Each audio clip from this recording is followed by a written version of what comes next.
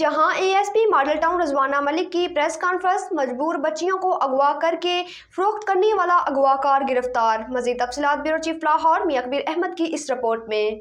Iqbal town से अगवा होने वाली 3 मासूम बच्चियां बाहिफाजत बाजियाब। कोट लाखपत पुलिस की कार्रवाई। गरीब मजबूर बच्चियों को वर्गलाकर अगवा करके बेचने वाला दरिंदा सिफ्त मुलजिम गिरफ्तार कर लिया गया।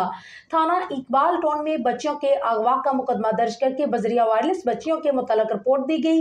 अगवा होने वाली बच्ची में 17 साल महक, 16 साल ईशा और 12 साल निशा शामिल हैं। बच्चियों को बाहिफाजत बाजियाब करवाने और मुलजिम की गिरफ्तारी के लिए स्पेशल टीम तश्कील दी गई। मुलजिम को जदीद टेक्नोलॉजी की मदद वहादत रोड नक्शा स्टॉप पर ट्रेस किया गया। मुलजिम मोहसन ने तीनों बच्चियों को नक्शा स्टॉप घर में जबरदस्ती बंद कर रखा था। अगवा होने वाली तीनों बच्चियां बेखीवाल मोर कच्ची आबादी की रहायशी हैं। मोहसन नामी मुलजिम बच्चियों को पैसों का जांसा देकर इकबाल टाउन रजा ब्लॉक से वर्गला कर ले गया। गरीब बेसहारा बच्चियों को अगवा करके दूर दराज इलाकों में ले जाकर पैसों की एवज फरोख्त करता था।